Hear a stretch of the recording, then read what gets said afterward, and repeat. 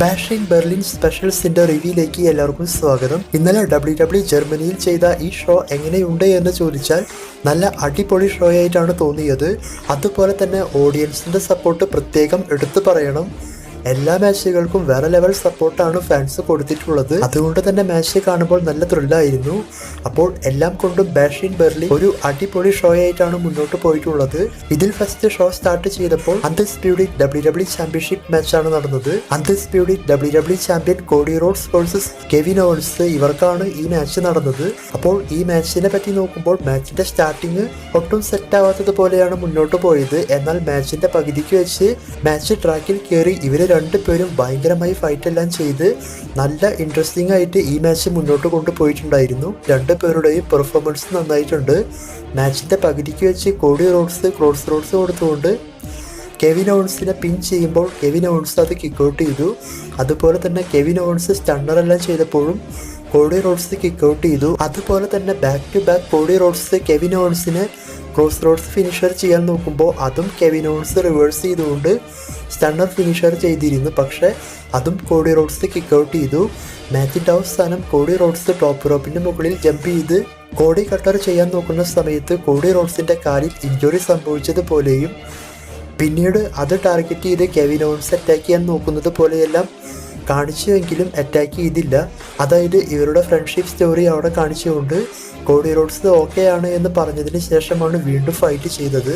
അതിനുശേഷം Kevin Owens കോഡിയെ റിങ്ങിൽ കൊണ്ടുവന്ന് hand and bump ചെയ്യാൻ നോക്കുന്ന സമയത്ത് കോഡി കാല് വെച്ച് കൊടുത്തു. ശേഷം കെവിൻ ഓവൻസിന് മറ്റൊരു ക്രോസ് റോഡ്സ് കൊടുത്തുകൊണ്ട് ഈ മാച്ചിൽ കോഡി റോഡ്സ് ആണ് വിൻ ചെയ്തിട്ടുള്ളത്. അപ്പോൾ ഈ മാച്ച് മൊത്തത്തിൽ അടിപൊളി മാച്ചായിട്ടാണ് തോന്നിയത്. മാച്ച് കഴിഞ്ഞതിന് ശേഷം ഇവർ ഫ്രണ്ട്സ് ആകുന്നതായിട്ടും കാണിച്ചിരുന്നു. അപ്പോൾ നമ്മളെല്ലാം വിചാരിച്ചത് കെവിൻ ഓവൻസ് കോഡി റോഡ്സിനെ അറ്റാക്ക് ചെയ്തുകൊണ്ട് ഹീൽ ടേൺ ചെയ്യും എന്നാണ്. ഈ മാച്ചിൽ മുഴുവനായിട്ടും അങ്ങനെയാണ് കാണിച്ചിട്ടുള്ളത്.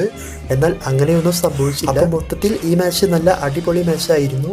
അതിനുശേഷം രണ്ടാമത് ബാഷിംഗ് ബെർലിനിൽ നടന്ന match women's tag team championship മാച്ചാണ്. വുമൺസ് ടാഗ് ടീം ചാമ്പ്യൻസായ unholy union forces Jade Cargill and Bianca Belair, ഇവർക്കാണ് ഈ മാച്ച് നടന്നത്. അപ്പോൾ മാച്ച് അത്യാവശ്യം നല്ല മാച്ചായി തന്നെ മുന്നോട്ട് പോയിട്ടുണ്ട്.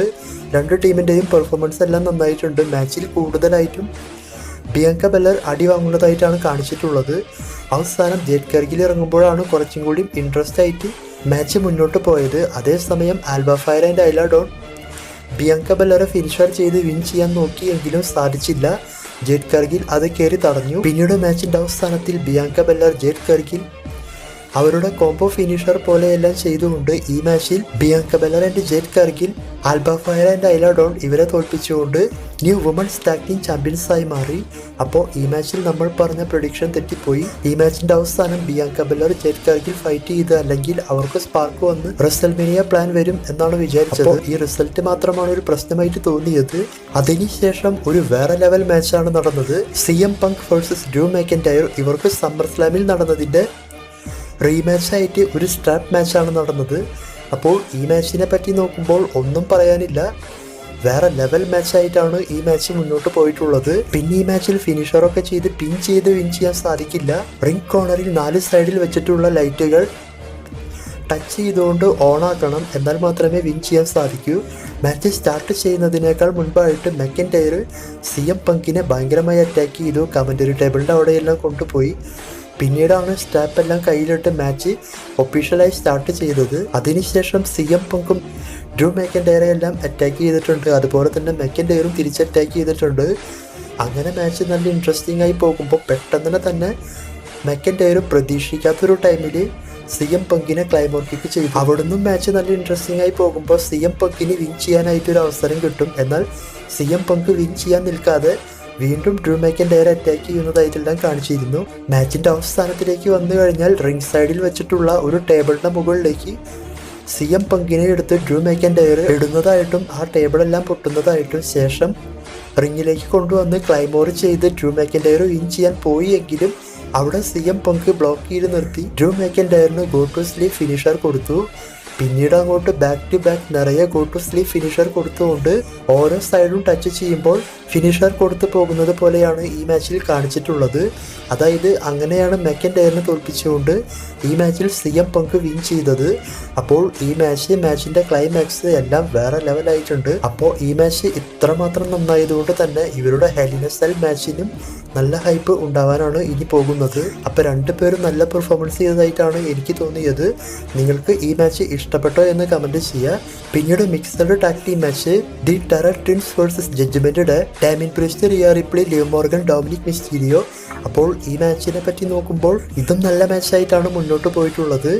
ഈ മാച്ചിൽ കൂടുതലായിട്ടും Damien Priest, Rhea Ripley lead ചെയ്ത് പോകുമ്പോൾ നമ്മൾ എല്ലാം വിചാരിച്ചതുപോലെ അവസാനത്തിൽ ഫിൻ ബാലർ ടീമെല്ലാം അവിടെ വരുന്നതായിട്ടും റിങ്ങിൽ കയറി ഡാമിൻ പ്രീസ്റ്റിനെ എല്ലാം അറ്റാക്ക് ചെയ്തുകൊണ്ട് ഡൊമിനിക്കിന് ഫിനിഷർ ചെയ്യാനായിട്ട് അവസരമെല്ലാം ഉണ്ടാക്കി കൊടുത്തു.